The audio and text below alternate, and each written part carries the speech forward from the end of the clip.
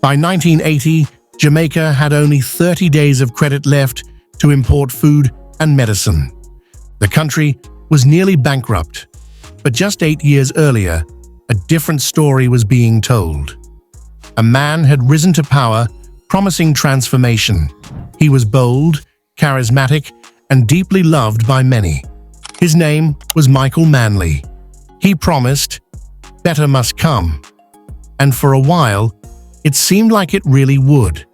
So, what went wrong? And how can someone who gave Jamaica so much also be blamed for so much pain? Let's go back. In 1972, Michael Manley led the People's National Party to a landslide election victory. His campaign was electric. The message: end injustice, end inequality, give Jamaicans, especially the poor, a voice. He wasn't just a politician, he was a movement. Manley's vision was democratic socialism. It wasn't communism. It wasn't capitalism. It was something uniquely Jamaican. A vision where the people came first, where fairness and opportunity would shape the future. And then he got to work. He didn't tinker, he transformed. The free education policy, it changed lives. For the first time, poor Jamaicans could go to high school and even university without paying a cent. Students from rural parishes, inner city neighborhoods, places long ignored, now had a chance. Some of them became doctors, lawyers, CEOs, teachers, leaders. The policy cracked the door open, and a generation walked through it. Then came the Minimum Wage Act, a first for Jamaica. Domestic helpers, security guards, laborers finally had protection under the law. For many families, this was survival. But he didn't stop there. The National Housing Trust, NHT, was born, a bold idea to help ordinary workers own a home. Thousands of houses were built. Hope became something people could live in. But then, something shifted. Some of the poor, they couldn't get the houses. The loans went to those with better jobs. One study found that the richest 1% got over a third of all NHT mortgages. The poorest 60% got just 1/3 combined. The very system meant to help the masses started helping the middle class more. It wasn't just housing. Even the minimum wage, though powerful in principle, couldn't keep up with runaway inflation. By 1979, prices were so high that the wage increases felt like loose change. And behind all this loomed a gamble that would shake the island. In 1 year, Jamaica's revenue from bauxite went from $25 million to over $150 million. How? Manley imposed the Bauxite Levy in 1974. It was bold. He wanted Jamaica to get its fair share from the foreign companies mining its soil. And for a moment, it worked. The windfall funded free education. It helped finance housing, jobs, and rural development. But that victory came with a cost. Foreign companies fled. Others scaled back. Some new investors turned away completely. And worst of all, much of the money wasn't used for long-term development. Critics say it went to consumption, not construction.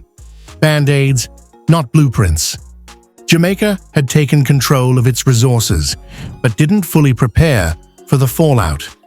At home, tensions were rising, quietly at first, then boiling over. Some of Jamaica's wealthiest families began pulling their children from public schools, afraid that Manley's free education was the start of a full-blown socialist overhaul. Others quietly moved their money to foreign banks, worried their assets could be seized or taxed into extinction. Capital flights soared. Investors left. Skilled workers, teachers, engineers, and doctors emigrated in waves, fearing instability or feeling unwanted in their own country.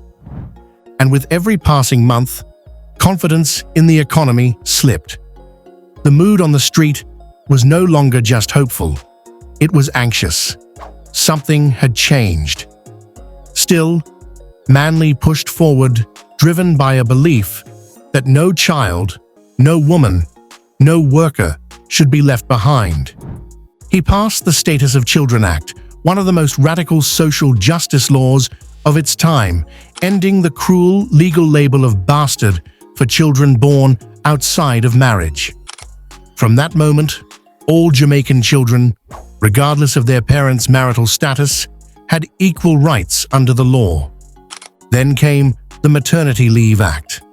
For the first time in Jamaica's history, women could give birth, take time to heal, and return to their jobs without fear of being fired. And with the Equal Pay Act, he sent a message across every workplace. A woman's work is worth just as much as a man's. These weren't just laws, they were declarations of dignity. And he wasn't done yet. Manley launched JAMAL, the adult literacy campaign that would teach over 300,000 Jamaicans to read and write. Some participants even wrote and performed plays about society. That's how powerful it was. But all of this came with a heavy price. By the end of the 1970s, unemployment hit 27%.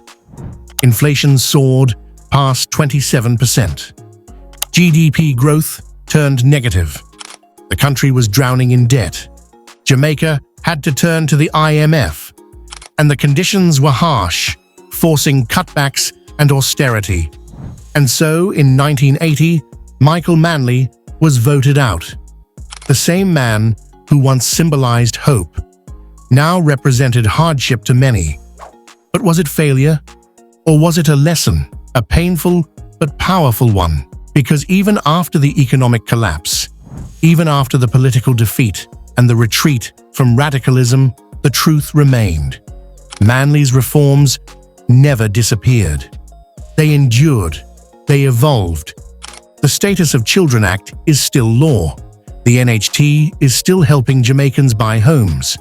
The fight for fair wages, maternity rights, and access to education started a movement that no government since has dared to fully undo. Michael Manley didn't just pass laws, he shifted Jamaica's moral compass. And that's why his legacy still stirs debate decades later. The people of Jamaica gave him a new mandate in 1989 when he returned as Prime Minister for a second time. He served until 1992. 4 things you may not know. Fact 1.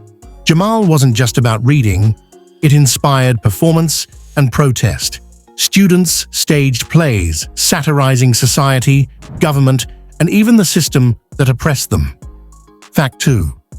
The free education policy made UWI accessible to students who became some of Jamaica's leading public servants, educators, and innovators, many from families with no previous university background. Fact 3. The Bauxite Levy sparked the creation of the International Bauxite Association, an OPEC-style group aiming to strengthen developing nations' control over their resources. Fact 4. Later in life, Michael Manley admitted his mistakes. When he returned to power in 1989, he took a more market-friendly approach, showing that even revolutionaries evolve. So, what is Manley's legacy? He dreamed of a Jamaica where every child could rise, where poverty would be crushed, where power would belong to the people. That dream brought real change, but it also triggered deep backlash, economic collapse, and painful adjustments. He changed Jamaica forever, but at what price? You decide. If you believe Jamaica's past holds the key to its future, hit that subscribe button and join the Impacting Jamaica community. There's more history and more truth coming your way. Let's keep this conversation alive, because our story is far from over.